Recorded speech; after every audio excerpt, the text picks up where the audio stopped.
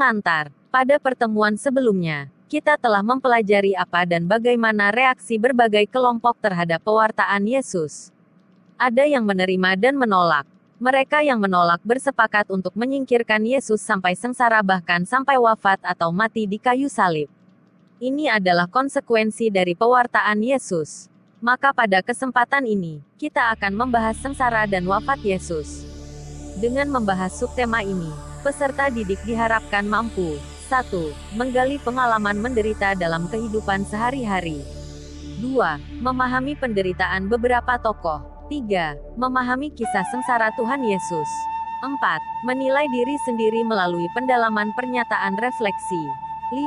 Membuat doa dalam penderitaan. Langkah pertama adalah menggali pengalaman menderita. Sengsara adalah penderitaan atau pengalaman pahit yang tidak diinginkan oleh setiap orang. Ada penderitaan yang disebabkan oleh diri sendiri, misalnya mengkonsumsi narkoba, terlibat geng motor, sakit karena tidak teratur makan dan istirahat. Ada juga penderitaan yang disebabkan oleh orang lain, misalnya disiksa, dihina, diejek, mendapat perlakuan diskriminatif. Sedangkan berdasarkan bentuknya, penderitaan dibagi menjadi dua, yakni penderitaan fisik, misalnya sakit tubuh, buta, tuli, lumpuh dan lain-lain. Sedangkan penderitaan batin, misalnya difitnah, dibully, dituduh tanpa bukti, dan lain-lain. Kemampuan setiap orang menghadapi penderitaan tidak sama, ada yang sanggup menerimanya, tapi ada juga yang tidak sanggup menerimanya bahkan memberontak. Inilah reaksi yang sering muncul ketika berhadapan dengan penderitaan. Hampir setiap orang pernah menderita, baik fisik maupun secara batin. Sekarang ada yang mau berbagi pengalaman kepada teman-temanmu. Saya, Marco Singarimbun, pengalaman saya menderita. Waktu kelas 7, saya dihukum bapak dengan tidak diberi uang jajan dan menyita HP selama sebulan. Pengalaman ini tetap membekas di hatiku sampai hari ini bahkan sepanjang hidupku. Memang saya yang salah karena saya mengambil uang dari dompet bapak tanpa sepengetahuannya. Saya pun tidak keberatan dengan hukuman ini dan mampu menerimanya sebagai bentuk pembelajaran berharga bagi saya ke depannya. Sejak saat itu saya bertekad atau berjanji tidak akan pernah lagi mencuri atau mengambil barang orang lain. Demikian pengalaman saya, semoga bisa membantu teman-temanku dimanapun saat ini berada. Horas menjuah-juah, Yahoo. Terima kasih Marco, pengalamanmu sangat berharga bagi dirimu sendiri dan mungkin juga bagi orang lain. Sekarang anak-anak kami silahkan mengingat kembali pengalaman menderitamu, entah karena dirimu sendiri atau juga karena orang lain. Kemudian isi di buku Spirit halaman 63. Setelah kita menggali pengalaman diri sendiri menderita, sekarang kita akan memahami penderitaan beberapa tokoh dalam gereja. Para tokoh ini menjadi inspirasi bagi kita dalam memahami penderitaan. Bagi mereka, penderitaan tidak selalu dimaknai sebagai hukuman atau cambuk. Mereka siap dan rela menerima penderitaan itu demi memperjuangkan sesuatu yang berharga dan bernilai luhur secara universal. Mereka mau menderita bahkan rela sampai mati, semata-mata untuk memperjuangkan nilai-nilai cinta kasih, keadilan, kejujuran, dan hak asasi manusia. Nah, di buku Spirit kita ada dua tokoh yang rela dan mau menderita bahkan sampai mati. Adakah di antara peserta didik kami yang tahu tentang tokoh pertama ini, yakni Uskup Oscar Romero? Silahkan. Uskup Oscar Romero adalah seorang uskup agung San Salvador di Amerika Latin. Dia sangat keras dan berjuang habis-habisan melawan kemiskinan, ketidakadilan sosial, pembunuhan, dan penyiksaan. Uskup Romero total memberi perhatian terhadap kaum papa dan terpinggirkan. Totalitas keberpihakan dia terhadap kaum miskin dibuktikan dengan melawan pihak pemerintah yang dengan seenaknya menindas, memperlakukan secara tidak adil masyarakat. Romero aktif mengutuk kekerasan hak asasi manusia dari orang-orang yang dimuliakan dan membela prinsip-prinsip perlindungan nyawa, mempromosikan dignitas manusia dan melawan seluruh bentuk kekerasan. Dia tidak pernah takut akan teror dan ancaman dari pihak manapun, karena dia percaya diri bahwa yang diperjuangkan adalah kebenaran dan keadilan. Akibat dari keberanian dan perjuangan, maka pada tahun 1980 Romero dibunuh saat pada misa di kapel rumah sakit penyelenggaraan ilahi. Dia tahu bahwa akibat dari keberaniannya adalah kematian, tapi dia rela dan mau menjalaninya dengan ikhlas dan tanpa sungut-sungut. Pada 2010, Perserikatan Bangsa-Bangsa memberi penghargaan terhadap peran Uskup Agung Romero dalam bentuk hak asasi manusia. Demikian yang saya pahami tentang Uskup Romero ini. Semoga bisa membantu teman-teman untuk mengerjakan buku Spirit halaman 64. Horas.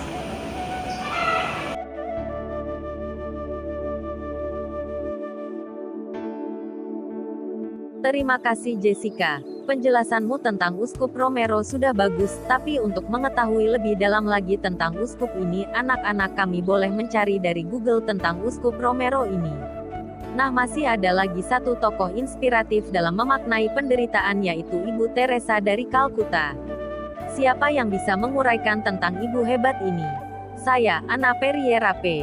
Marbun. Ada banyak penderitaan yang dialami oleh Ibu Teresa dari Kalkuta. Beberapa di antaranya adalah melayani orang miskin, sakit, yatim piatu, dan sekarat di Kalkuta, memandikan anak-anak jalanan yang tidak terurus di salah satu kota kecil di India. Yang mendorong Teresa dari Kalkuta mau merasakan bahkan menghidupi cara hidup miskin dan berbaur dengan orang-orang yang hidupnya sekarat adalah dia tidak tahan melihat dan menyaksikan penderitaan orang-orang miskin akibat peperangan di Kalkuta. Kota Kalkuta yang dulunya kota industri, menjadi kota yang semakin miskin dengan banyak orang sakit, dan hidupnya terlantar. Hatinya berkobar oleh panggilan Allah untuk melayani mereka yang paling miskin dari orang-orang miskin. Dia menjalani penderitaan itu dengan ikhlas dan tanpa sungut-sungut. Itulah sikap dan reaksi yang ditunjukkan oleh Teresa dalam memaknai penderitaan itu. Demikian yang bisa saya paparkan tentang Teresa dari Kalkuta. Semoga bisa membantu teman-teman untuk mengerjakan Spirit halaman 64. Horas. Terima kasih Ana, uraianmu sangat bagus, dan saya yakin melalui uraian dari dua temanmu ini, maka semua anak-anakku sudah dapat mengerjakannya dengan baik, apa yang diminta dalam buku Spirit. Selamat mengerjakan.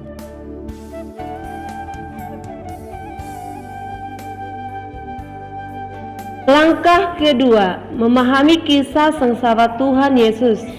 Tidak semua orang menerima pewartaan Yesus. Mereka yang kenyamanannya terusik pasti menolak, bahkan mencari siasat bagaimana cara untuk menyingkirkan Yesus, bahkan membunuhnya. Rencana itu pun terjadi melalui pengkhianatan Yudas Iskariot. Untuk lebih membantu anak-anak kami memahami kisah sengsara Tuhan Yesus, dapat kita simak kutipan Markus bab 15 ayat 1-39. Silahkan baca teks tersebut dengan pelan-pelan agar anak-anak kami bisa menyimak dan menentukan kisah sengsara yang dialami Yesus.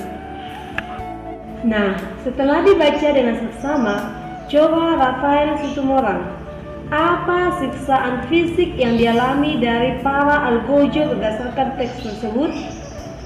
Baik, Miss.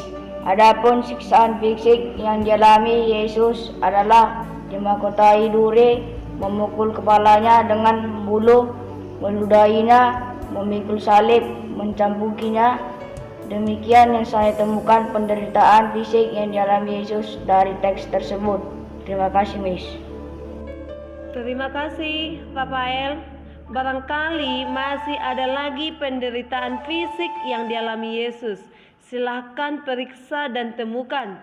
Nah, sekarang kamu Grace Manalu, coba sebutkan penderitaan batin atau psikis yang dialami Yesus dalam teks tersebut.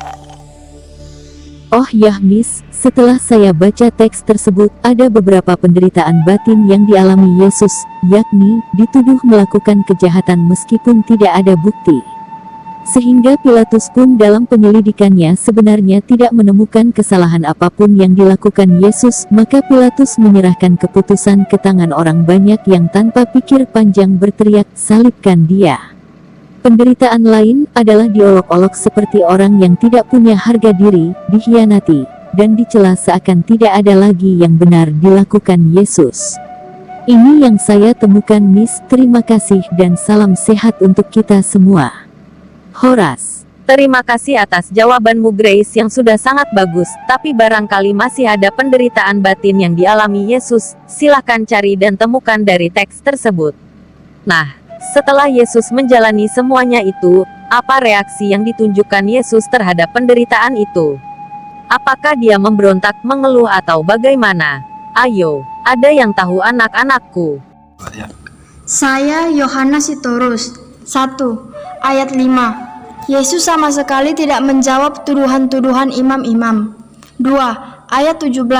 Yesus rela dimahkotai duri tanpa melawan sedikit pun.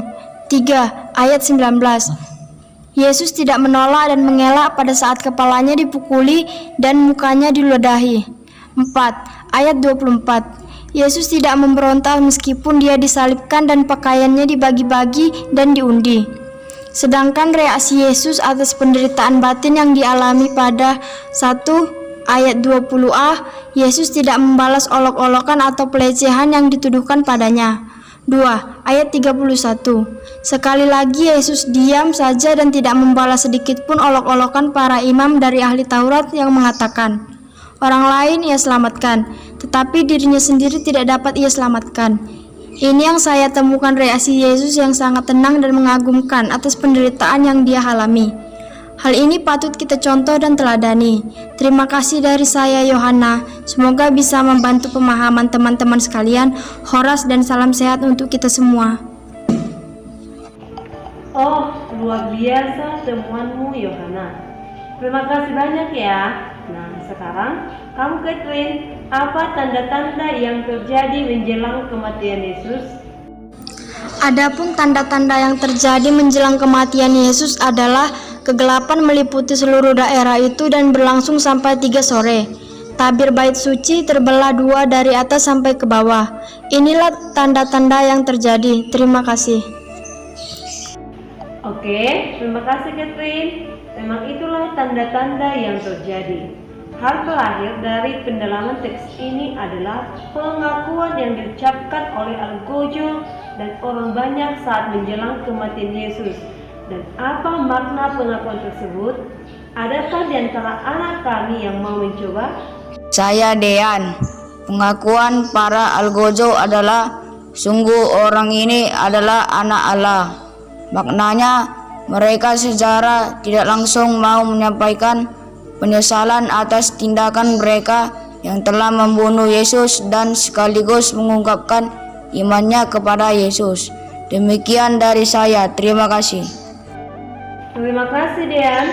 Jawabanmu juga luar biasa dan silakan anak-anak kami merumuskan sendiri apa makna dari pengakuan Algojo itu. Nah, agar tidak lupa silakan kerjakan di buku Spirit halaman 65.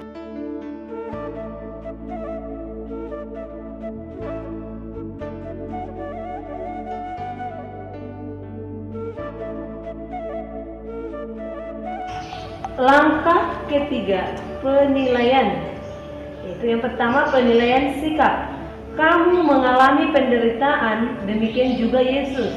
Ada penyebab kamu menderita, demikian juga Yesus. Penderitaanmu dan penderitaan Yesus mungkin saja ada yang sama atau malah berbeda sama sekali. Penyebab menderitamu bisa juga berbeda dari Yesus. Reaksi terhadap penderitaan antara dirimu dan Yesus mungkin juga sama atau malah berbeda. Apakah pengalamanmu dan Yesus sama atau beda? Bandingkan pengalamanmu dengan pengalaman Yesus dengan mengisi pernyataan berikut sebagaimana terdapat dalam buku Spirit halaman 66.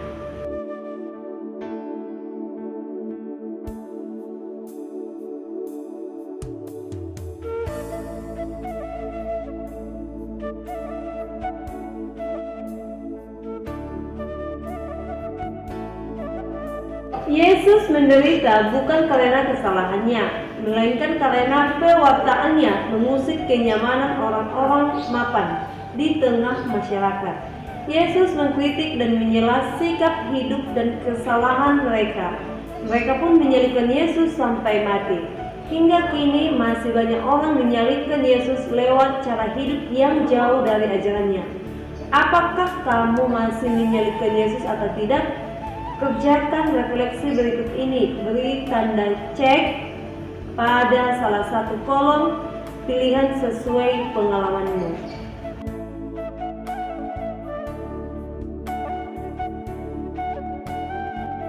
2. Penilaian keterampilan.